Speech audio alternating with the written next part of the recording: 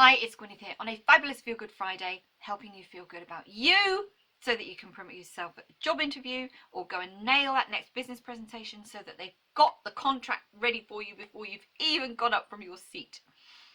And this week I want to talk about, very briefly, allowing other people to be who they are. Clearly there have been a lot of tragic events just recently, and I'm not going to break my rule about getting involved in political discussions, what's right. We all know in our hearts what's right and what's wrong. You don't need me to be telling you. But I want to give you an example this week of how quickly we can start to get angry with people or get frustrated with people, whatever. And that's particularly important because a lot of people have started going back to work now. And a few weeks ago in one of my videos I talked about you potentially setting out new boundaries, parameters, learning how to say no so that you can reboot your working relationships, so that actually when you go back into the workplace things are better for you, are smoother for you. But I want to give you this very, very tiny example. I have a Facebook group for entrepreneurs, online branding strategies. And this week, somebody asked to join the group. I have 3 questions that they have to answer. And one of those questions is, could you please give me your email address? And I looked at the profile of this person and I'm thinking, you know, who do they think they are wanting to come into my group? They must be kidding. I'm not stupid. And then I looked at the answers. And this person had written for the 3rd answer, for the email request, they'd written later. I thought, you cheeky so-and-so, how dare you? Who do you think you are? And I was on the point. I already had the message box there on Facebook. I was ready to start typing to this person when I stopped myself.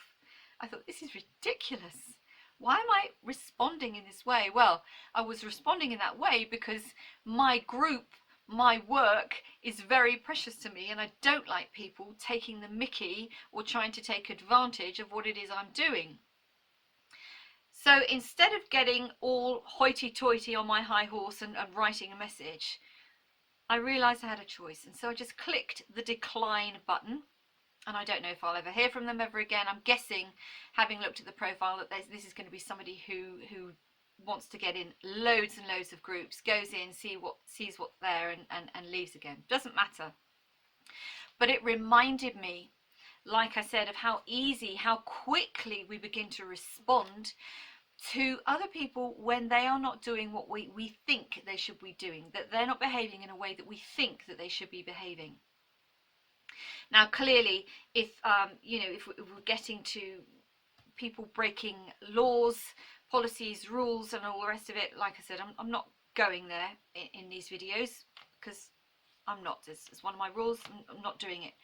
But on a personal perspective, from your perspective, if you're going back to work this week, next week, and you find yourself having those same conversations with yourself, you know, oh, couldn't they have given this to me earlier?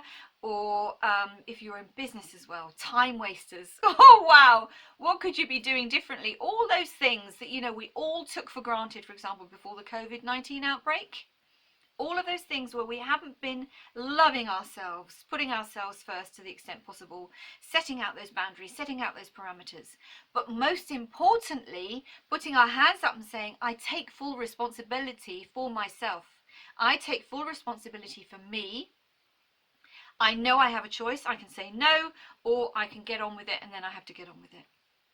I'm moving out of this victim martyr mode. If we could all do that, the world would be a much happier, more harmonious, potentially safer place. So like I said, I'm not talking about politics. I do not want to trivialize in any way, shape or form what happened in the US. Absolutely a tragedy. But you matter. You matter so much, in fact, that it's up to you to take responsibility for you. And to understand, like I've said so many times, I've sounded like a broken record, that you always have a choice. And that you don't need to have a conversation with yourself or with your computer or with your family about he said, she said, they're wrong, I'm right. Doesn't help anybody, least of all you. Every life matters. Every life matters. And on that note, I wish you a fabulous Feel Good Friday, an amazing weekend, loads of love, and bye for now.